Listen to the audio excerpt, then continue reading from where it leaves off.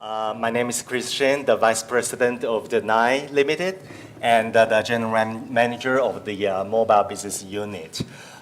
For your information, those who don't know what is the Nine, the Nine is actually a game developer and operator in China, headquarters in Shanghai, and we established our company in 1999. In 2004, we were listed in Nasdaq, and in 2010 we start our business on the mobile gaming area. Currently, we are working with 3 telecom carriers as well as the other third-party application channels to distribute the global game developers' games in Chinese market. So that's brief for what the Nine is. And, oops. Okay, I'll use this. Well, I think some of you guys may know that there are more than 980 million mobile phone users in China already, which makes China becomes to be one of the largest mobile markets around the world. So even the feature phone are still occupying most of the market share in China. This is mainly due to the low price on the feature phone device, as well as the low cost on the service rate. But we can see that the whole smartphone market is growing, catching up in a very rapid speed. From what we have get the figures now, at the beginning of this year, there are more than 60 million smartphone users in China, with 40 million on Android and 20 million on iOS. These numbers stands for only 8 million and 9 million 1 year ago. And some of the analysis forecast that at the beginning of next year, the total number of the smartphone users in China will be over 120 million. With 85 million on Android devices and 35 million on iOS devices. I think one of the key reasons why the smartphone market growing so fast in China is because the PC penetration in China is relatively lower than the other Western developed markets. For some of the Chinese people, the smartphone is the only device for them to access the internet so that they can be connected with others and they can download a lot of free apps from the smartphones without any money. So that is one of the very important things that the smartphone gets so quick growth in China.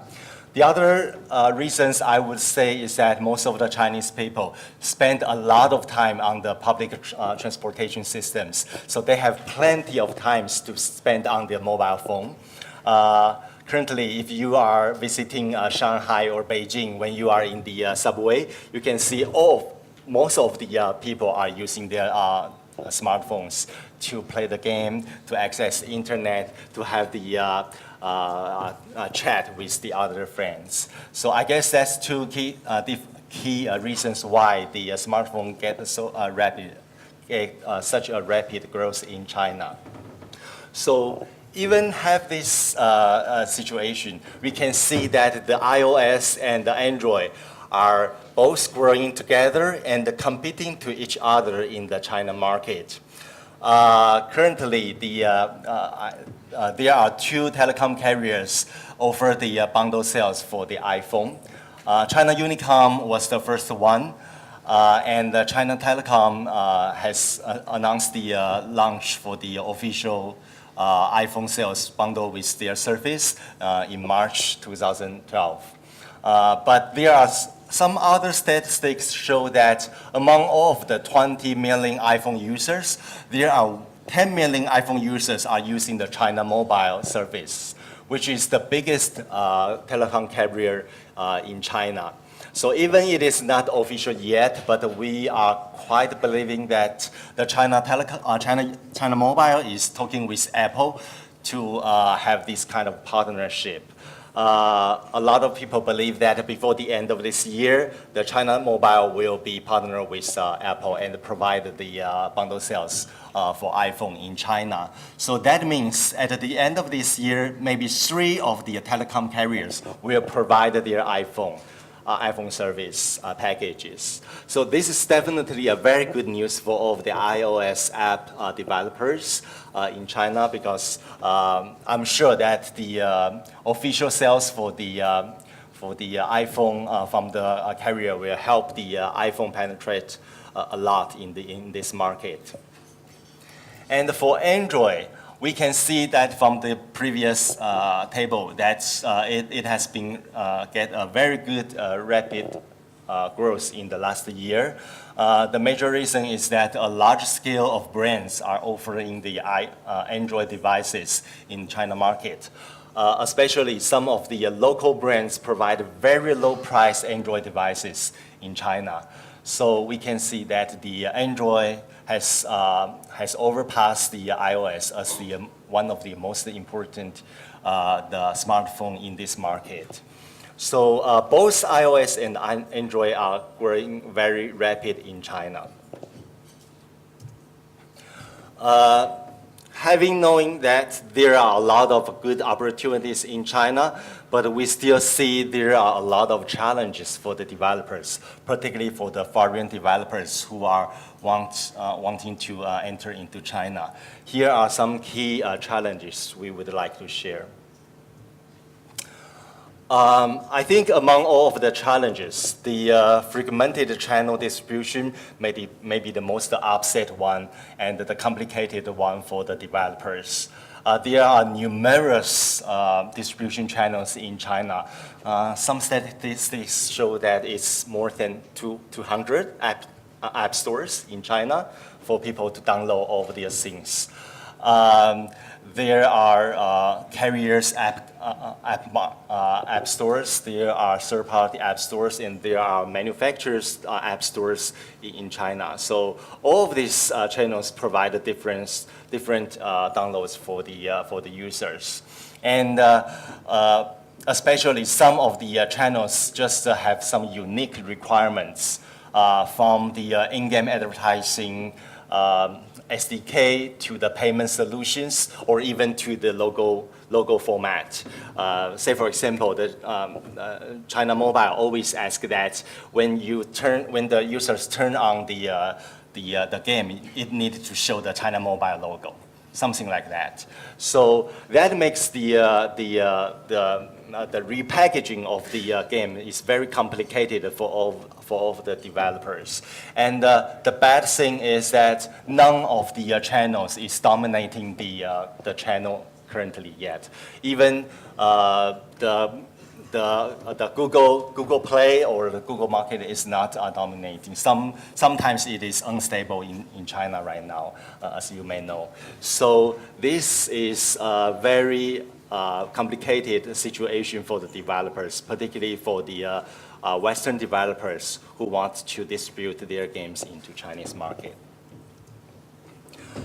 The second challenge will be the regulation and the cultural difference. Some of you may know that the Chinese government has been hold a game review and approval process on the PC online game. So something is fine in the other markets, maybe not that okay in terms of the regulations. In general, the game contents with gambling, sex, and violence are very high risky in China. So even there is no any official game censorship on the mobile game, but knowing that the mobile internet market has been growing in a very fast speed, we are pretty sure that there will be the similar review and censorship progress in the short time, especially on the mobile online game and mobile social game, which can be treated as internet content for the Chinese government. So that could be one of the question when the developer wants to plan to into China. And the second is that the Chinese gamers has some different tests on the gameplay and even game characters. Some of the performed very good games in the other markets may not perform as well in Chinese as well. So those developers who want to pick up this good performed game from the other markets and just drop that into Chinese market may experience some failure if they don't have a good study on the game genre, what is the most popular one for this market. Monetization is still a very tough issue in China. As many of you may understand that a lot of Chinese people can download everything from internet by free. When I say everything, it really means everything. So people do not want to pay any cents when they get the apps from the stores. So they just want to have the free to play or free to use. We can say that this can be, there is a good example on the PC online games. There are more than 98% of the PC online game is free to play with the microtransaction models. So we believe this model can be also fit for the mobile games as well. In this kind of situation, we believe that the freemium or free-to-play is the only one model for developers who want to get some revenues in China, which included the in-app purchase and in-app advertising. That is also saying that the pricing strategy is very important for the developers when they design a game that enter into China. For most of the Chinese gamers, they don't just pay the money to make themselves look good or make their avatar looks beautiful. They just wanted to pay the money to get more power and to shorten their time when they're leveling up. So that is a very true fact for all of the gamers in China. So when the developer design your in-game purchase policy or in-game purchase model, you should consider about these kind of things to fit for the user's insight. And other than that, to integrate a very easy use and popular payment solution is also very important. Currently, most of the users are using the carrier's payment SMS right now, but we believe that the online purchase, such as Alipay or the bank card, credit card, will be in the future trend to let the users to pay for the in-game purchase. Unfortunately, some of the channels has their own SDK for the payment solutions. So when a developer wants to enter into China, they also need to consider about how to integrate those different SDK for different app channels. Piracy. Piracy and clones are everywhere. Even some big name enterprises are doing that. So it will be a very complicated and time-consuming work for the developers who want to enter into China. Some of the example is that when we partner with the other developers and want to publish their games in China, but as long as we sign the contract and we find that there are tons of pirate versions already there in Chinese market, which are totally free for download. So a local partner who can help the developer to do the implementation of the anti-piracy is very important so that you can expect some more revenues in this market. Well, having said all of this kind of key challenges in China, but we still believe that there are more than 980 million users in China, so it is still a market full of potentials and opportunities. So here are some tips and experience that based on the nice experience in the past years that I wanted to share with the global developers. First tip, don't go it alone. As what I mentioned, that the fragmented distribution channel is one of the frustrating issues for all of the developers, particularly for the foreign developers. There are numerous channels for the developers to distribute their games, and none of them are dominating the market yet. So it will be a very time-consuming issues for the developers to integrate or to repackage their games to fit all of the requirements for these channels. So we strongly recommend that the developers who want to enter into China at the first time, you should find a good, reliable local partners to help you to solve all these distribution problems, especially to help you to clean up all of these pirate versions in China. Say for example, in Denai, we have a dedicated team to do all of these legal things to help our partners to clean up all of these pirate versions. And it is very important for newcomer, for the developers to have a reliable local partners. One of the examples is that the Fruit Ninja by Halfbrick. Fruit Ninja has gained more than 40 million downloads and 6 million revenues in China in last year, which stands for 30% of the total downloads globally for Fruit Ninja. However, not until October 2011, when Halfbrick got a local partner in China to distribute its Fruit Ninja, all of the downloads are pirate versions. And those pirate versions contribute zero revenue for Halfbrick. So I think the local partner play a very important role for the game developers that can extend your official channels to various channels and help to clean the pirate games, as well as to do the promotion and the marketing for the games. Because none of the channels are dominating the distribution yet, so it is very important to get some good resources to promote your games. Second tip is know what is popular in China. I think some developers who feel that their games are very good performed in US, that can be performed very good in China, that will be wrong. Based on our experience, currently the RPG or action games are still the most popular genre in Chinese market. And this type of games are also performed very good on the monetization.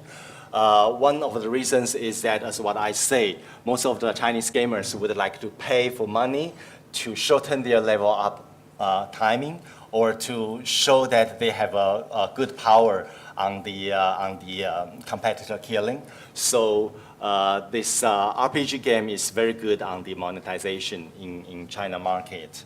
But we do foresee that in the future, the mobile social game and the mobile online game can have a very good growth in Chinese market. In terms, when talking about the key contributor of the revenue, we feel that the male users aged 15 to 25 contribute a lot for the games. That can also be one of the rationales why the RPG game is so popular in China, because these key revenue contributors would like to play this kind of games. So when the developer want to enter into Chinese market, maybe these kind of games can be the first priority when you think about it. The third tip is choose the right monetization model. As what I mentioned before, that China is all about the free-to-play. China is all about the freemium market. So it won't work to do the paper download in China market. So we believe that in-game purchase and in-game advertising will be the key revenue streams for Chinese market. While the users on different platforms behave different and consume different in China. We believe that the iOS device users are more willing to pay for the microtransaction, while the Android users are not willing to pay even 1 cent for the apps in China. So the developers can expect you can just get the revenue from in-game advertising at this moment. That's pretty much the tips and the experience we have, and I will share some of the resources and the experience that the NICE can help the developers to further develop your business in China. As what I mentioned, that the NICE was established in 1999, and in the past 12 years, we have been accumulating a lot of experience on the virtual community, as well as the online game operations. That makes us have a lot of resources to distribute the game, as well as the partner with the carriers and other distribution channels. So we believe that we are now delegating all of these resources to the mobile gaming, which is the future platform of the game.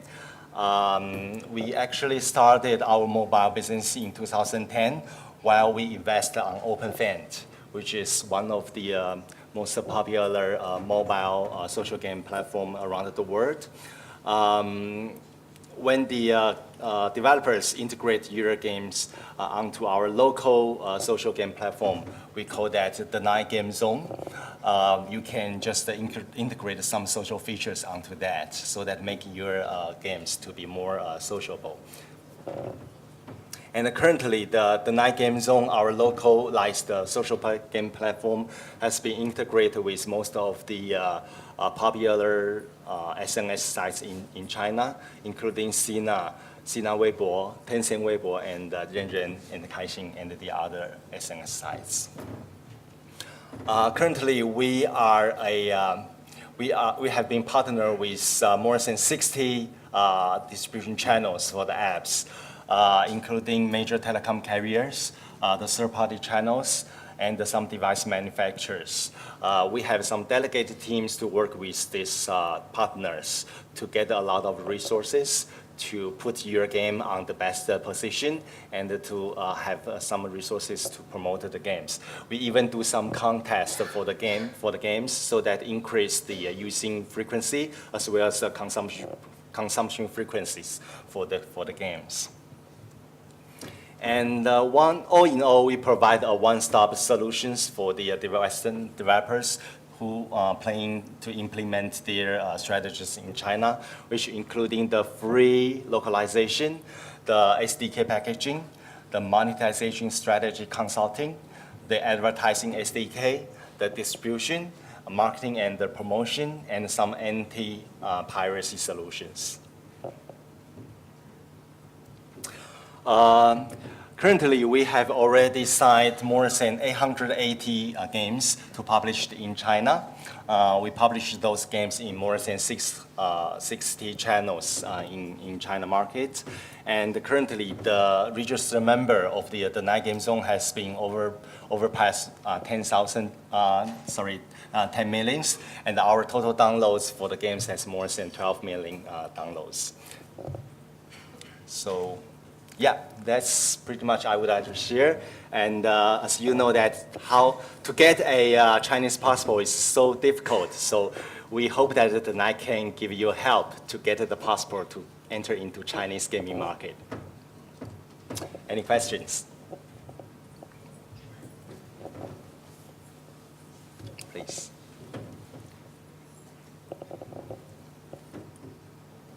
What is the cut for developers? Sorry? What's the cut for developers for every revenue, every dollar revenue spent on a game? We do the revenue share case by case. In general, we will cut the channel cost, which is stands for around 30%. And then for the rest of the 70%, we'll do the revenue share with the developers. In general, it will be 50 to 50. But it really depends on the workload and the contents. We need to further evaluate it. So it's case by case. Please.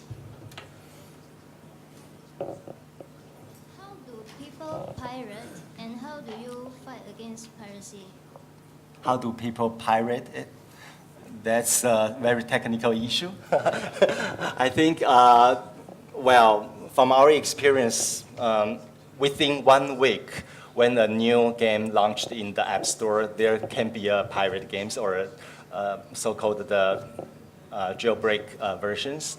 And what we are doing now is we have a delegated team with legal people as well as the channel peoples to screen all of the channels in the market and to communicate with them.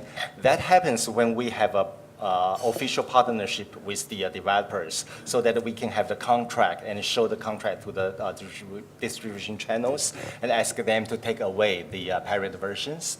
And we do some legal actions for that as well. So that is quite a time-consuming work for the a publisher like us. Please.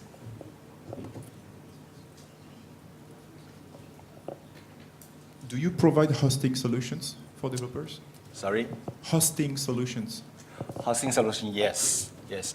For some of the online games, we do recommend to host the server in China because you know the issues for the connection, etc., etc. So, but again, it will be case by case because this will also spend some resources for the for us or from the developers as well.